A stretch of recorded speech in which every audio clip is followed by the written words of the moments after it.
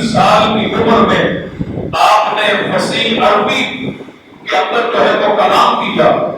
اور 4 سال کی عمر میں پورا ناظرۃ القرآن آپ نے ختم فرما دیا۔ 4 سال کی عمر میں قاری قرآن بن گئے، اور 6 سال کی عمر کو پہنچے تو 6 سال کی عمر میں منبر پر کھڑے ہو کر کے میلاد مصطفیٰ بیان کیا۔ 8 سال کی عمر کو پہنچے تو 8 سال کی عمر میں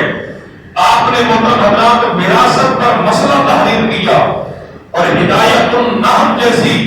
ایک جامع کتاب کا آپ نے حاشیہ تحریر فرمایا۔ اور یہی شہزادہ جب محترم حضرات 13 برس کچھ ماہ کی عمر کو پہنچتا ہے تو 13 برس کچھ ماہ کی عمر کے اندر آپ نے جو ہے محترم حضرات درس نظامی کے علوم کو مکمل کیا، یعنی علوم عقلیہ علوم نقلیہ سے فارغ ہو کر کے آپ العلماء وراثۃ الانبیاء کے مستاق بن گئے، اور 14 برس کی عمر میں فتویٰ نویسی کا کام شروع کر دیا۔ مسند تدریس پر یعنی دارالفتاء کی مسرح پر بیٹھے، اور والد گرامی نے آپ کو کہا، حکم دیا کہ بیٹا اس مسئلے پر آپ جو ہے فتویٰ دو۔ مسئلہ کیا تھا کہ 2.5 سال کا بچہ اگرچہ 2.5 سال کی عمر میں اس کے پیٹ کے اندر کسی مستورہ کسی عورت کا دودھ چلا جائے، کیا شرعاً وہ بچہ اس عورت کا رضائی بیٹا کہلائے گا یا نہیں کہلائے گا؟ قربان جائے امام اہل سنت امام احمد رضا خان کی عظمت اور شان پر کہ 13 برس کچھ ماہ کی عمر میں آپ نے دارالفتاء کی مسجد پر بیٹھ کر کے آپ نے قرآن و سنت کے حوالہ جات جمع کر کے آپ نے شدید طور پر اس مسئلے کو ثابت کیا۔ اگرچہ 2.5 برس کی عمر میں بچے کے پیٹ کے اندر عورت کا دودھ چلا جائے تو شرعی اعتبار سے قرآن و سنت کے دلائل کے مطابق وہ بچہ اس عورت کا رضائی بیٹا کہلائے گا۔ یہ اعلیٰ حضرت کا علمی مقام ہے۔ ابھی محترم حضرات 14 برس کی عمر کو پہنچے، اور قربان جائیں کہ آپ نے 1 ماہ کے اندر 1 مہینے کے اندر الحمد سے لے کر والناس تک پورا کلام الرحمن اپنے ذہن کے اندر محفوظ کر دیا تھا۔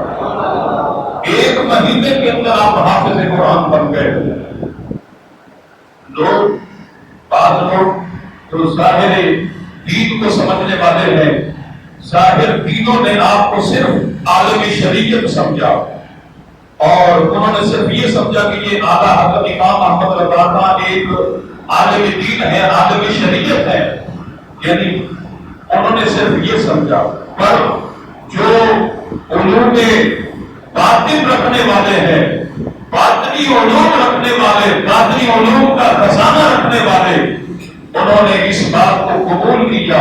کہ اللہ تعالیٰ نے امام احمد رضا کو صرف علم شریعت عطا نہیں کیا تھا، آپ کو صرف علم ظاہر عطا نہیں کیا تھا، بلکہ علم شریعت کے ساتھ ساتھ علم ظاہر کے ساتھ ساتھ اللہ تعالیٰ نے آپ کو علم باطن بھی عطا کیا تھا، علم باطن بھی عطا کیا تھا، جس کو جو ہے علوم لدنی کہتے ہیں، یعنی آپ کو علم لدنی بھی عطا کیا تھا، اور یہ نبی پاک صلی اللہ علیہ وسلم کی عطا سے نصیب ہوتا ہے۔ اور یہی وجہ ہے کہ اعلیٰ حضرت امام احمد رضا خان فاضل بریلوی رحمۃ اللہ علیہ کا جو فتاوی رضویہ شریف ہے، محترم حضرات اتنا لمبا اور طویل آپ کا فتاوی، اتنا فتاوی کسی کا نہیں ہے، اور آپ نے اس کا نام کیا رکھا کہ العطایہ النبویہ، فرمایا کہ یہ امام احمد رضا کا علمی کمال نہیں کہ اتنا لمبا اور طویل میں نے فتاوی تحریر کیا، اگرچہ یہ سارا کمال ہے، یہ سارا فیضان ہے، تو یہ امام الانبیاء جناب محمد رسول اللہ کا فیضان ہے۔ اس لیے آپ نے نام ہی ایسا رکھا کہ العطایہ النبویہ، کہ یہ نبی پاک صلی اللہ علیہ وسلم کی عطا ہے۔ اور اعلیٰ حضرت خود ارشاد فرماتے ہیں کہ جب کوئی مضمون میرے ذہن میں آتا، میں قلم اور کاغذ اٹھاتا اور اس مضمون پر میں تحریر شروع کرتا، عبارت لکھنا شروع کرتا، اور بسا اوقات فرماتے ہیں کہ جب میرا قلم رک جایا کرتا، پھر اس وقت میں اپنی توجہ کا محور و مرکز تاجدار مدینہ امام الانبیاء حضرت محمد مصطفیٰ کو بنا دیا کرتا، جیسے ہی میں اپنی توجہ کا محور و مرکز آقا کریم علیہ الصلوۃ والسلام کو بناتا، حضور کا فیضان مجھ پر اس طرح جاری ہوتا کہ وہ مضمون اگرچہ چند صفحات کے لیے ہوتا تو فرمایا کہ پھر وہ چند صفحات سے پڑھ کر کے سینکڑوں صفحات پر مشتمل ہو جایا کرتا۔ یہ کمال تھا آپ کا فیضان کا۔ اللہ تعالیٰ نے آپ کو اتنا بڑا جو ہے اتنا بڑا کمال اور اتنی بڑی شان عطا کی تھی، اور یہی وجہ ہے کہ آپ کی یہ علمی صلاحیت ہے کہ ایک مرتبہ اعلیٰ حضرت امام اہل سنت کے خلیفہ نے اور آپ کے مرید نے پروفیسر سلیمان اشرف، جو کہ مسلم یونیورسٹی علی گڑھ کے اندر پروفیسر تھے اور وہاں کے وائس چانسلر جو تھے، وہ ڈاکٹر کے ایک ماہر ریاضی دان سمجھے جاتے تھے، یعنی مختلف ممالک کے اندر جو ہے وہ ریاضی کی تعلیم حاصل کر کے، یہ علوم حاصل کر کے آئے تھے۔ ہندوستان کے اندر جو ہے ماہر ریاضی دان وہ سمجھے جاتے تھے، بڑی حیثیت ریاضی کے حوالے سے۔ انہیں ایک ریاضی کے مسئلے میں شبہ پیدا ہوا، اب وہ پریشان تھے کہ اس مسئلے کو حل کیسے کیا جائے۔ اب انہوں نے جرمنی جانے کا ارادہ کیا کہ میں جرمنی جا کر کے بڑے بڑے جو ماہر ریاضی دان ہیں ان سے جا کر کے اس مسئلے کو حل کرواؤں۔ تو اسی طرح انہوں نے جب اس بات کا ذکر مسلم یونیورسٹی علی گڑھ کے اندر جو پروفیسر سلیمان اشرف صاحب تھے، جو کہ اعلیٰ حضرت امام احمد رضا کے مرید اور آپ کے خلیفہ تھے، ان سے ذکر کیا۔ پروفیسر صاحب نے کہا کہ ڈاکٹر صاحب آپ جرمنی جانے سے پہلے بریلی شریف امام احمد رضا کی خدمت میں چلیں اور اپنا سوال ان کی خدمت میں رکھیں، وہ آپ کا سوال حل کر دیں گے۔ تو ڈاکٹر صاحب کہنے لگے پروفیسر صاحب آپ بھی بڑی عجیب آدمی ہے، عجیب بات کرتے ہیں کہ میں نے مختلف ممالک سے علم ریاضی پڑھا ہے، مجھ سے یہ مسئلہ حل نہیں ہو رہا، میری سمجھ سے یہ بات پر ہے۔ وہ اعلیٰ حضرت مولانا امام محمود رضا خان فاضل بریلوی باہر ممالک کی یونیورسٹیوں میں تعلیم حاصل کرنا تو درکنار، انہوں نے اپنے ملک کے کسی کالج کے اندر بھی یہ علم حاصل نہیں کیا ہوگا، وہ میرا سوال کیسے حل کر سکتے ہیں؟ تو پروفیسر صاحب نے کہا کہ آپ میرے ساتھ چلیں پوچھیں، اگرچہ آپ کو تسلی نہ ہوگی، آپ کا مسئلہ حل نہ ہوا تو پھر آپ جرمن چلے جائیں گے۔ حاصل کلام یہ کہ ڈاکٹر صاحب، وائس چانسلر صاحب، پروفیسر صاحب کے ہمارا بریلی شریف پہنچے اور امام محمود رضا کی خدمت میں جا کر کے سلام کیا اور اعلیٰ حضرت کی خیریت معلوم کرنے کے بعد آپ نے فرمایا کہ بتائیے آپ کا کیا مسئلہ ہے، آپ اپنا سوال پیش کیجیے۔ تو ڈاکٹر صاحب کہنے لگے کہ میرا یہ سوال ہے۔ تو اعلیٰ حضرت امام احمد رضا کی علمی صلاحیت پر قربان ہو جائے، آپ تاریخ اٹھا کر کے دیکھیں کہ تاریخ اس بات پر دلالت کرتی ہے کہ جیسے ہی امام احمد رضا نے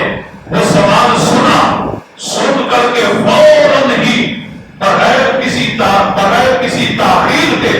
سوال سن کر فوراً آپ نے جواب ارشاد فرما دیا۔ مل کر کہتے سبحان اللہ۔ اعلیٰ حضرت سے محبت کرنے والوں زور سے کہتے سبحان اللہ۔ یہ ہمارے امام کی شان ہے، امام اہل سنت کا علمی مقام ہے، فوراً جواب دیا۔ اور ڈاکٹر سلیمان اور ڈاکٹر ضیاء الدین صاحب جو وائس چانسلر تھے، وہ جواب سن کر کے بڑے حیران رہ گئے اور انہوں نے کہا کہ میں اس بات کو بزرگوں سے سنا کرتا تھا کہ علم لدنی بھی کوئی چیز ہے، آج واللہ میں نے اپنے سر کی آنکھوں کے ساتھ دیکھ لیا ہے کہ آپ کو اللہ کریم نے علم لدنی عطا کیا ہے۔ آج میں اس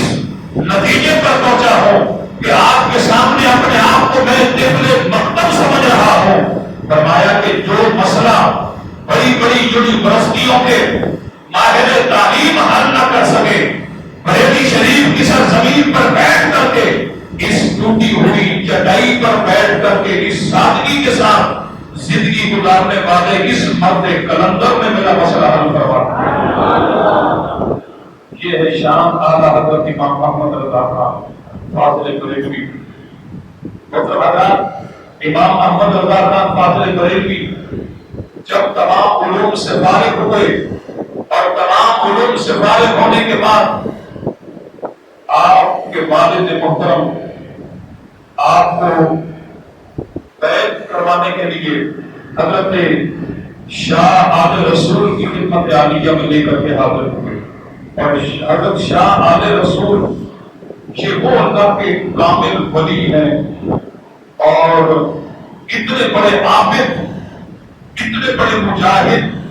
کہ آپ کی خدمت عالیہ میں بڑے بڑے نامور لوگ آئے۔ تاریخ بتا کر کے دیکھیں کہ آپ نے فوراً کسی کو خلافت اور اجازت عطا نہیں کی، یعنی آپ کے خاندان کے اندر یہ بات مشہور ہے کہ آپ کا خاندان اس حوالے سے مشہور ہے کہ آپ مجاہدے کرواتے، ریاضت اور عبادت کرواتے، پھر جا کر کے کہیں وہ کسی کو خلافت اور اجازت عطا کرواتے۔ اور اعلیٰ حضرت امام احمد رضا خان فاضل بریلوی رحمۃ اللہ علیہ جیسے ہی حضرت شاہ آل رسول رحمۃ اللہ علیہ کی خدمت عالیہ میں حاضر ہوئے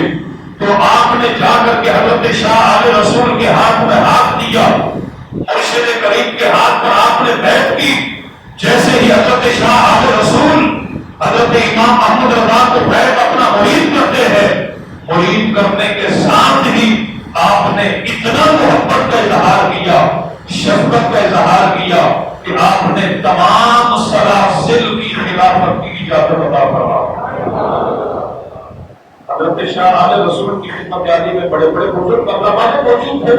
جو کئی کئی سالوں سے عبادات اور مجاہدات کے اندر مصروف تھے۔